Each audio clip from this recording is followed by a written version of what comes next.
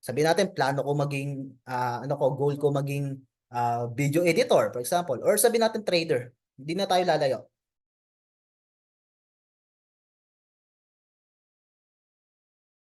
Hindi, smaller goal, yun yung magdi-deliver, po-provide para makarating ka doon sa uh, bigger goals mo.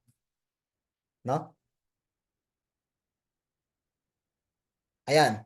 So, kung meron ka ng goal, create a plan. May plano ka na ba? Is there's any plan? Wala pa. Bakit? Kasi kailangan natin to. Develop a detailed plan outlining the step you need to take. Set deadline for each task to maintain a sense of urgency. So, sabihin natin, plano ko maging, goal ko maging video editor, for example. Or sabihin natin trader. Hindi na tayo lalayo. No, plano ko maging, goal ko maging isang professional trader. Earning 100,000 to 500,000 per month. Sheesh! Di ba? So, ano yung plano? Ano yung plano mo para ma-achieve yun? Una-una, asset. Kailangan mo ng asset doon. Pero, syempre,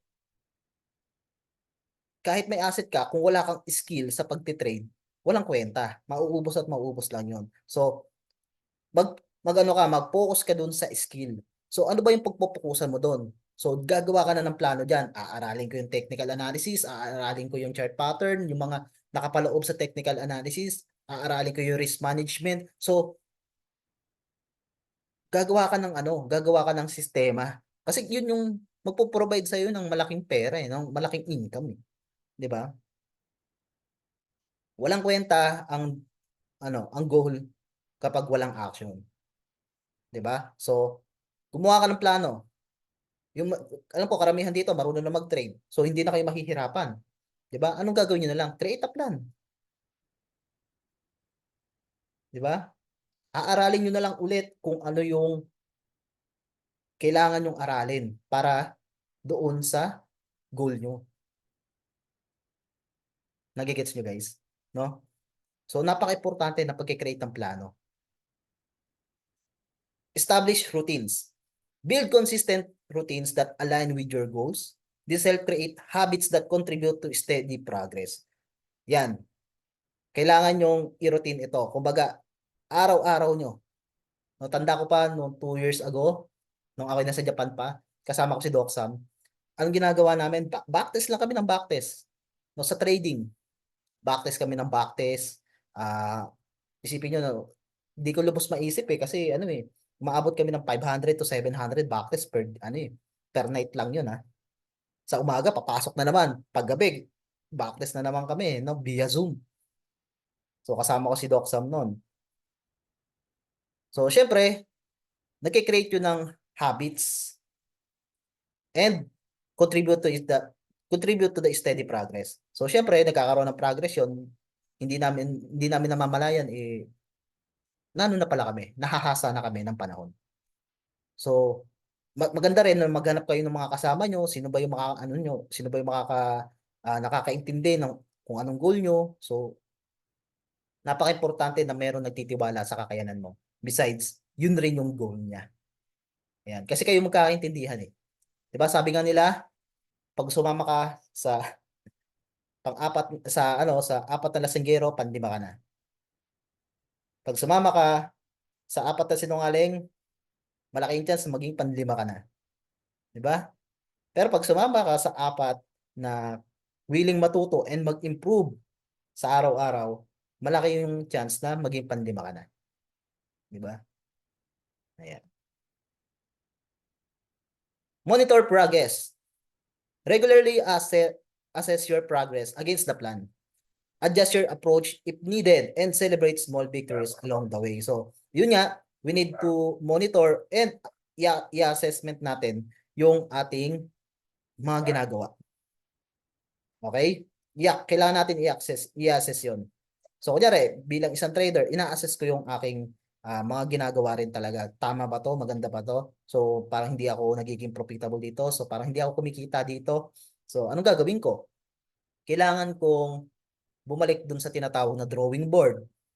No? I-adjust ko ulit yun. Aaralin ko ulit kung ano yung mga pwede kong aralin. kasi hindi siya pumapasok doon sa aking plano at sa aking sistema. Okay? Then, kapag umokay, so syempre, celebrate small victories. Napaka-importante na we need to celebrate small victories. Kahit maliit man yan, ang importante, meron tayong progress. Yan. So, stay adaptable. Be flexible and open to adjusting your plan based on changing circumstance.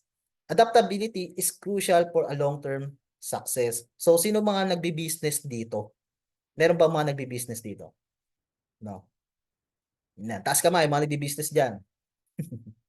So, napaka-importante nitong, uh, ayan, so may nag-raise ng hand.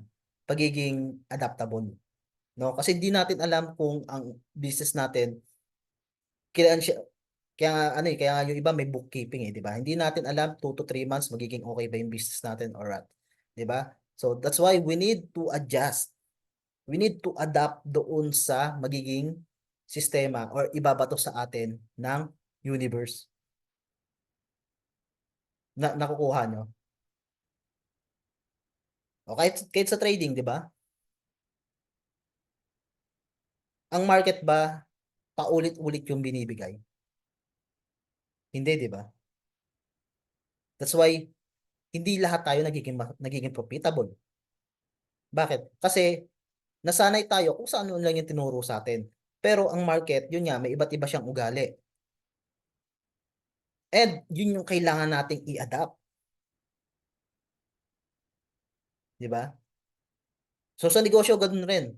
Hindi lahat ng oras malakas ang negosyo mo. We need to adapt doon sa nangyayari. So tignan nyo na lang yung mga ibang company na nagsarado. Di ba? Nawala na sila. Like, I don't know kung ah yung pinalitan ng Netflix.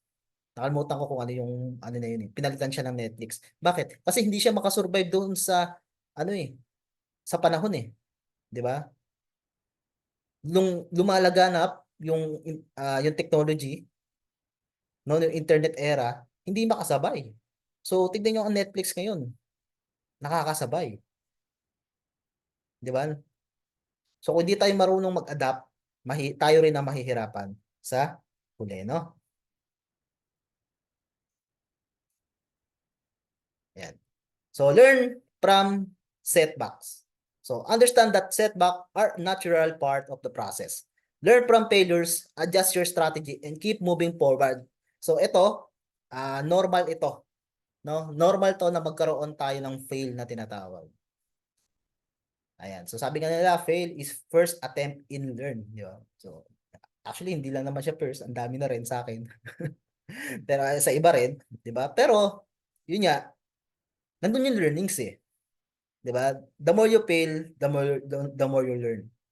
And nagge-generate ng mas malaking income pagka nag-fail ka. 'Di ba? Paano mo malalaman? Paano mo malalaman na magaling ka kung if you don't fail? 'Di ba? Paano mo malalaman yung daanan na tama na yun if you don't fail? That's why failure is success. Okay? So, sa iba, pangit pakinggan kasi siguro yun yung mindset sa atin sa school eh. No? Mindset sa atin na kapag ganito ginawa natin, failure, uulit ka, magsasayang ka ulit ng panahon or what, papagalitan ka, hindi sila magiging proud sa'yo dahil ikaw ay failure. Pero sa mga um, tao dito, sa mga tignan nyo, yung mga naging wealth, di ba? Tignan nyo na lang sila. Ang SM, tignan nyo na lang, 10 years. 10 years, no? Nung ginawa niya yung BDO,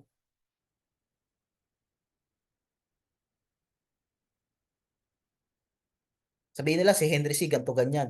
Yumaman yan kasi meron siyang ganto ganyan, ano, SM, ganto ganyan. Tignan niyo yung background noon, 10 years ago. Magbasa kayo ng libro noon. No, sa Google, tignan niyo, i-backtrack niyo or panoorin niyo na kay Kasosyong Arvin, meron yun. I-backtrack niyo. Yung failure ni Henry C. 10 years ago bago niya makreate yung SM na tinatawag. Di ba? Yung mga successful na tao, tignan nyo sila, ang dami nilang failure. Pero they are keeping moving forward. And yun yung gusto kong matutunan natin dito. Okay? We don't hate failure, but to overcome and keep moving forward doon sa ating tinatahak. Okay? So, seek feedback. So, for example, uh, okay ba tong ginagawa ko? No? So, wala tayong alam. Kunyari, okay, inaral ko yung pagbi-video editing, inaral ko yung trading, 'di ba? So, we need a feedback. Saan? Sa mga syempre sa mga kapwa nating trader, sa mga kapwa nating nandito sa larangan natin, no? Ayan. So, syempre sa mga mentors, kung meron kayong mga mentors diyan, no? So, you need to yung feedback, no? Yung feedback nila doon sa ginagawa nyo. So, actually sa amin sa Arsenals, may mga ganitong mga student na nagtatanong sila kung tama ba ginagawa nila, tama ba to. So, syempre, may feedback kami doon. O, ganito, ganyan, ganito, ganyan. So, syempre, inaano namin learning curves nila eh. Tinatama namin yung learning curve. Ayan. So, mas maganda rin na we seek feedback, no? Ayan. So, what do I need to study? So, ito na. So, what do I need to study so that I can gain knowledge in the field I will enter? No, hindi, sabi ko nga, hindi lang to about sa trading, but also doon sa career growth mo or sa skills mo. Okay? Ayan. So, dito, what is your desired skill for this 2024? So, alam nyo na to, meron tayong tinatawag na trading. Meron na tayong dropshipping. So, dropshipping, nasubukan ko na to nung ako'y nasa abroad, no? Freelancing. So, ito na lang, di ko pa alam, pero susubukan ko this year. E-commerce. Ayan. So, virtual assistant. Sino mga virtual assistant dito? Content creator, affiliate marketing, and online teaching. So, online teaching, so kagaya ng sa amin, nag-online teaching kami.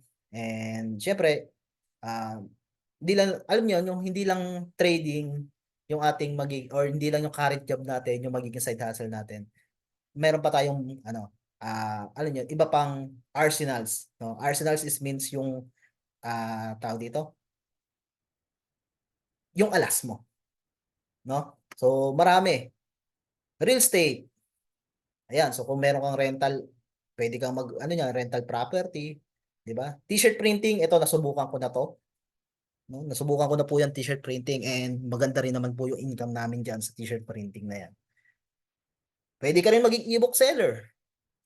Okay? And also lastly yung ating digital marketing. So, 'yan na ho. 'Yan na yung mga skills na pwede nating gamitin. Okay? May kakilala po kasi ako na alam niyo 'yon, siya po ay nasa freelancing, no? And he earned 70 to 90,000 per month po yun sa freelancing, no? Oh, guys, kumakain rin ng kwek-kwek yun. Kumakain rin ng tuyo yun. Pero bakit niya na-achieve yung ganong bagay? 'Di ba? Kasi, yun nga, meron siyang goal, meron siyang detailed plan. 'Di ba? Kayang-kaya nyo rin yun. Sa 64 members dito, kayang-kaya nyo rin yon sa totoo lang.